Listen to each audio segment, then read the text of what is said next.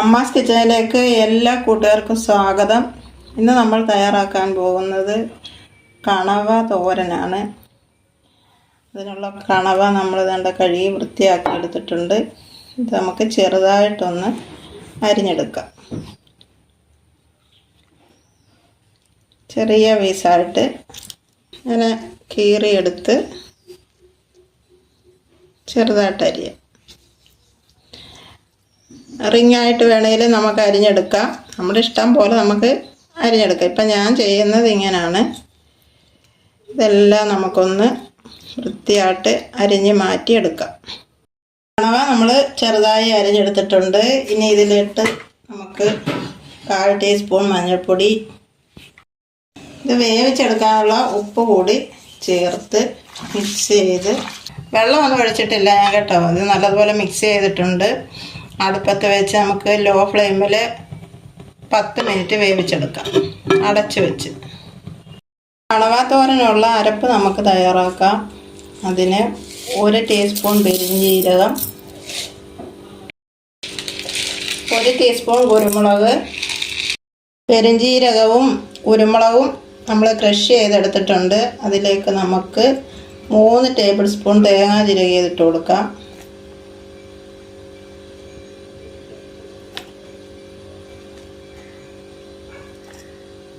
ഒരു നുള്ള മഞ്ഞൾപ്പൊടിയും കൂടെ ചേർത്ത് കൊടുക്കാം. നമ്മൾ കണവ വേവിച്ചപ്പോൾ നമ്മൾ 1/4 ടീസ്പൂൺ മഞ്ഞൾപ്പൊടി ഇട്ടതാണല്ലോ. അപ്പം 1 നുള്ള മഞ്ഞൾപ്പൊടി ഇപ്പോൾ ചേർത്താൽ മതി.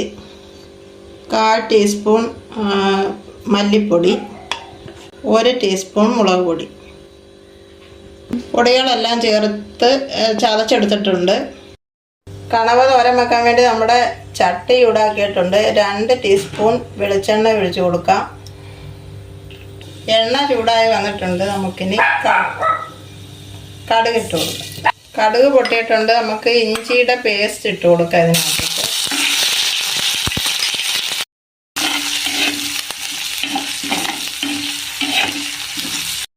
1 ടീസ്പൂൺ ഇഞ്ചിയുടെ പേസ്റ്റാണ് ഞാൻ ഇട്ട് കൊടുത്തത്.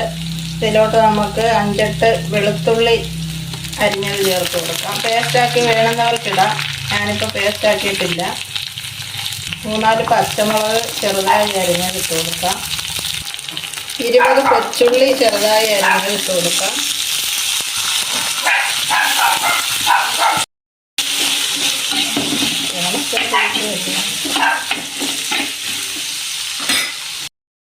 ചെറിയ ഉള്ളി നമ്മൾ ഇട്ട് കൊടുത്ത് ഇനി ഇത് നല്ലതുപോലെ ഒന്ന് വഴറ്റിയെടുക്കാം. ഇവിടുത്തെ വീവി കിടന്ന് ഭയങ്കര ബഹളമാണ്. വീവി എന്ന് പറയുന്നത് ഇവിടുത്തെ പട്ടിക്കുട്ടിയാണ് കേട്ടോ.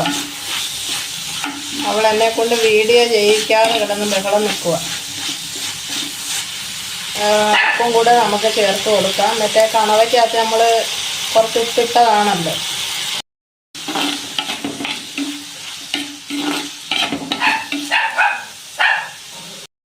കുറച്ച് കറിവേപ്പിലയും കൂടി ഇട്ട് കൊടുക്കാം.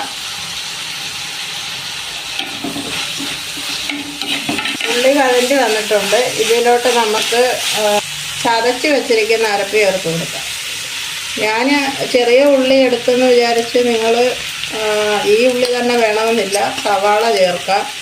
ചെറിയ ഉള്ളിയാകുമ്പോൾ ഒരു പ്രത്യേക ടേസ്റ്റാണ് കേട്ടോ. ഈ അരപ്പും കൂടെ നമുക്കിതിനകത്ത് നല്ലതുപോലെ ഒന്ന് വഴറ്റാം.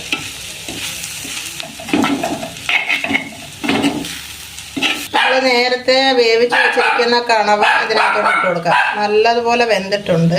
ഒരുപാട് സമയത്ത് വേവിക്കരുത് കേട്ടോ. വേവിച്ചാൽ പഞ്ഞി പോലെ വരത്തില്ല, അത് റബ്ബർ പോലെ ആവും. ഒരു 10-15 മിനിറ്റ് കൂടുതൽ വേവിക്കരുത്. ഇനി ഇതിനകത്ത് കിടന്നൊരു വേവുണ്ടല്ലോ.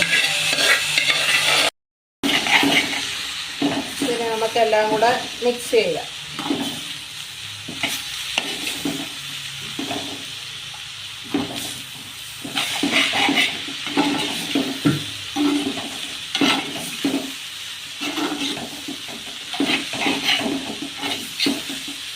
ഇതിനകത്തോട്ട് തന്നെ നമ്മൾ കണവ വേവിച്ചപ്പം ശകലം വെള്ളം ഉണ്ടായിരുന്നു. നമുക്കിതിനകത്തോട്ട് ഒഴിച്ച് കൊടുക്കാം. ഇനി നമുക്ക് അടച്ച് വെച്ച് ലോ ഫ്ലെയിമിൽ 5 മിനിറ്റ് ഇത് വേവിച്ചെടുക്കാം. 5 മിനിറ്റിന് ശേഷം നമുക്കിതൊന്ന് തുറന്ന് നോക്കാം.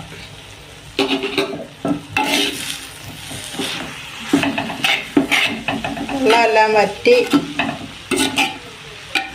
നല്ല മണമൊക്കെ വരുന്നുണ്ട്.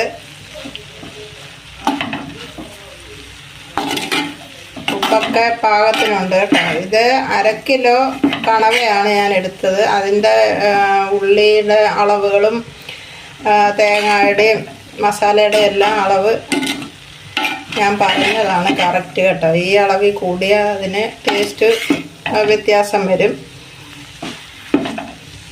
എല്ലാവരും ഒന്ന് ട്രൈ ചെയ്ത് നോക്കുക.